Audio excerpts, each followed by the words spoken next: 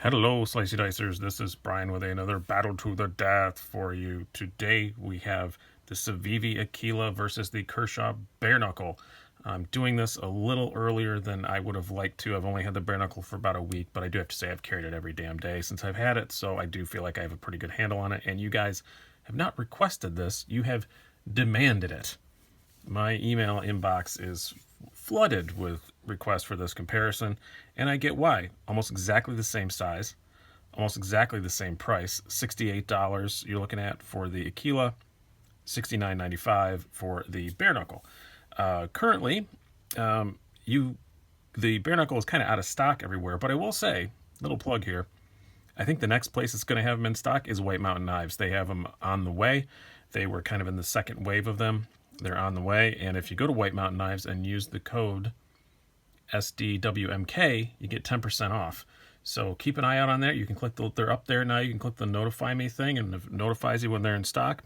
Use my little code, 10% off. So that's something. They're out of Aquilas right now. I don't know when that's going to be in stock, but the Aquila's in stock still at a lot of places. So if you want to make a last-minute Christmas decision, I think that White Mountain's going to have them in quick enough that you guys can actually get them before Christmas. So keep an eye out for that.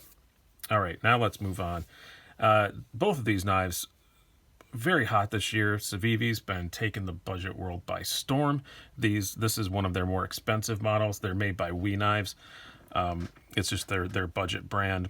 They have ones at $42.50 and then these $68 ones. This is in the higher version. For that, you are getting VG10, G10 handles, all that stuff, and the nicer hardware, ceramic ball bearings. On the Bareknuckle, you are getting USA made, 14C 28N steel, and aluminum handles, much like a lot of their other USA made ones like the Dividend, the Knockout, stuff like that. But this one is not assisted, which is kind of one of the biggest differences. We'll talk a lot about that when we get to the deployment and all that stuff. So how do these things work?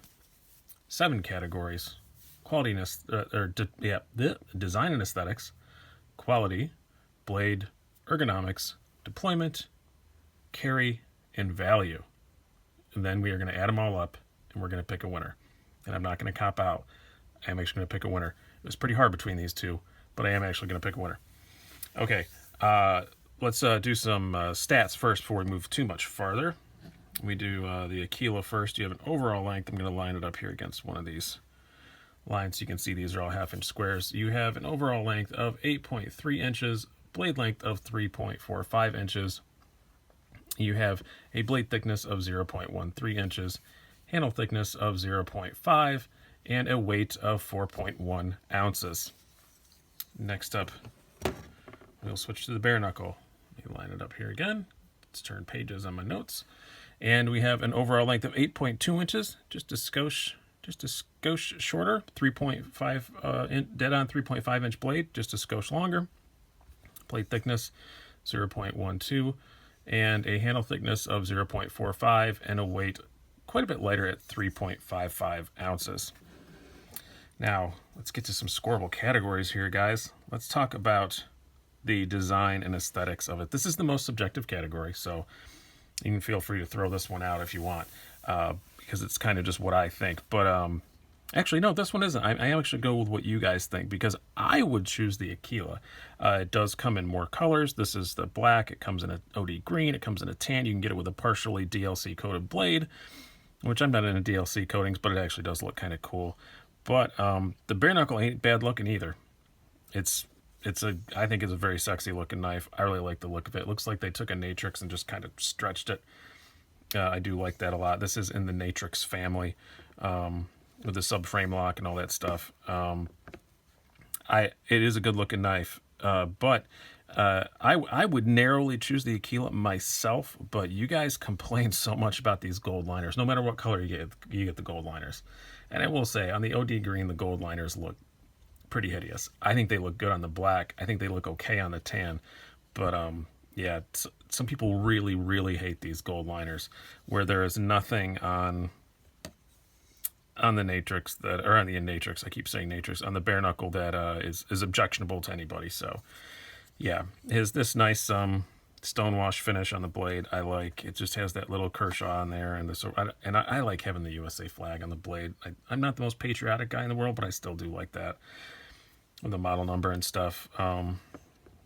Yep, I'm gonna give it to the Bareknuckle because I know that's I think that's what most of you guys would choose. Like I said, I really like the Burt Reynolds look, but not everybody does, for sure. Now we go into quality. Man, I went back and forth on this one.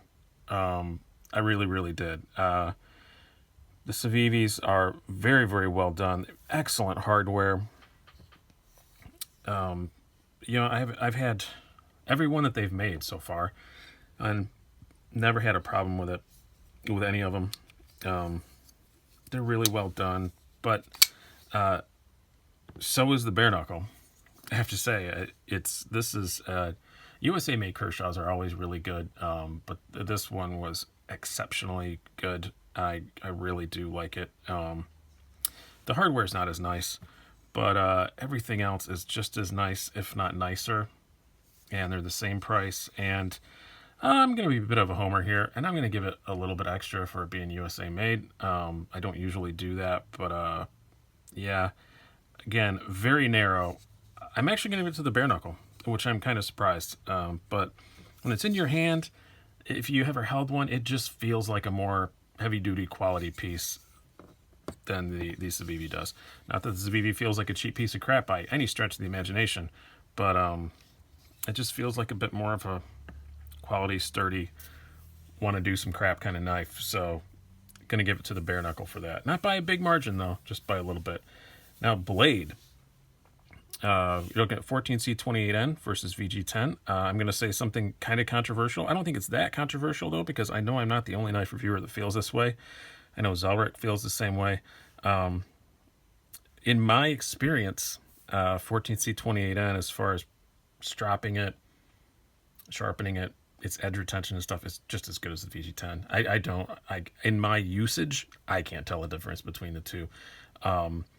I haven't looked at like Cedric and Ada's cutting test or something. He's the one who knows all that. But in my usage, I can't really tell much of a difference. So I'm not giving the Aquila an advantage for the VG10, even though the 14C28 is looked at as more of a budget steel, where the VG10 is looked at as more of a mid-range steel. I think there are a lot of steels out there that are quote-unquote budget steels that are as good as VG10. But I am still going to give it a win, so it doesn't really matter. That was kind of a pointless rant, but I'm going to give it the win for the blade just because it's so thin behind the edge. You're looking at like 17 thousandths behind the edge and this nice hollow grind. It is an excellent, excellent slicer, where this is, you're looking about 23, 24 thousandths behind the edge on the Bareknuckle. It's just not quite as good of a slicer. It does have a more robust tip, which almost made me give them a tie, but the slicing differences are so dramatic that I have to give the blade edge. And it's VG10, and I know everybody's going to rail on it. So, yeah, I have to give the win on the blade to the Aquila. But not by a lot, but I'm going to give it to it. Because, again, I do like that robust tip on this for, like, harder use. Ergonomics. Now, this one was not as close. The Bareknuckle is pretty good. It is aluminum handles, but they do have kind of a traction-y sort of coating on them. You'll be familiar with that if you've ever had any like the M390 like Dividend or Link or anything like that. They feel a lot like that. It has some nice jimping up here. It's pretty good. No hot spots at all. It's not bad. But the Aquila is really good. It's got a little thicker handle, a little more to grab a hold of. Equally good, if not better, jimping. And you can choke up on it, which I do like a lot. And again, no hot spots, no nothing like that. This is good. This is great ergonomically. So win for ergonomics definitely goes to the Aquila. Now in carry, this one wasn't close. You guys know from my review, and anytime you've seen the Aquila, this is my own one that I own both of these actually, but when I carry this, I don't usually have this clip on it. This is the stock clip. On the higher ones, the VG10, they decided to put these titanium milled pocket clips on. I don't know anybody who's happy about that. The cheaper Civivis come with a nice loop over deep carry clip. It looks cheaper, but it works better. I wish they'd have done that on this. If they would have, this category would have been a tie, but it isn't. This is thinner, this is lighter, has a nice deep carry clip. Easy peasy choice there. Definitely carry goes to the bare knuckle. Now, deployment. As they sit here, I would say at the current time I'm doing this, I would say the bare knuckle is better. But I will admit, I tore this apart and backed the detent off a little bit. It came with a very, very stiff detent. Not very stiff, kind of stiff detent. It would have broken in for sure, but I sat here and flicked it for a couple days, and I got tired of waiting, so I tweaked it a bit and made it better. As they sit, I think this is better than the Aquila, but the Aquila came out the box good, very good, and I didn't feel the need to tweak it at all. So I'm sure I've taken this apart just out of boredom, because I always do, but I definitely didn't need to. Detent was perfect. Nice and nearly drop shutty. Now that I've taken the bare knuckle apart and tweaked the detent a little bit, backed the lock bar off a touch, now it's like as smooth as any ZT. It's smoother than this now. But again, I had to do something to get it that way. So I review these knives as I think you would the consumer would feel when they picked them up. Also, some people have complained. I guess just the way I hold it, I never do. Some people have complained that this the lock bar here is very sensitive if you put any pressure on it about locking up, where you never have that on a liner lock. I will say I do like the engagement of the subframe lock better. I feel it feels a bit more solid, when it snaps in. But other than that, yeah. Because I had to tweak it to get it as good, I have to give the win to the Aquila. Now, value. This is another one I went back and forth with. The Civivi comes with the nice package, all that stuff. Again, it's very well put together. With VG10 steel, all that stuff. The Kershaw just comes in the regular, standard, boring Kershaw box. But you're getting USA made. You're getting Kershaw's excellent warranty. I've had extremely good luck with them. Not that you don't with Civivi necessarily, but it is a Chinese company instead of USA made. And this, again, like I said in the quality thing, this just feels more solid, heavy duty.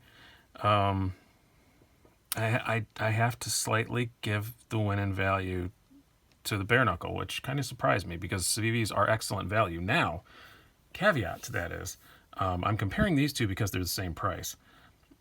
The Civivi Backlash, which I should have out to show you because it would make this video a little bit better, but I don't have it out at the moment. Fairly similar knife to this, except for it doesn't have the multiple deployment methods, doesn't have the thumb hole and all that stuff, which is also, I think I forgot to mention deployment. Another reason why I gave the deployment win to this, because you can spidey flick it and all that stuff. So another reason why I won the deployment category. But yeah, the Backlash doesn't have the thumb hole and all that, but it's only $42.50. It's got a 9CR 18 MOV steel, little lesser steel, but not what I would call lesser than 14C28. If I was comparing those two in value, I might choose the Backlash, but I'm not. I'm comparing the two that cost the same. So does that make any sense? Since I'm comparing the two that cost the same, I have to give the win in value to the bare knuckle. If it was the Backlash, it might be the other way around. And maybe we'll see that comparison someday soon too. It would probably be pretty similar overall, I would say, to this review, except for the value and the deployment, because it doesn't have the thumb hole. But there we go. There we have it. Where does that leave us? It leaves a 4-3 win for the bare knuckle. So yeah, great knife. One of my favorite knives I reviewed this year. Snuck in at the end of the year. We had to wait a whole lot of time for it, which was terribly annoying, but it was worth the wait. The bare knuckle is an excellent, excellent, excellent knife. So is the Aquila. I'm not going to get rid of either of them, I don't think anyway, but really am liking the bare knuckle, and very well-deserved win. Hope you guys have enjoyed this. I've been Brian. Have a good one.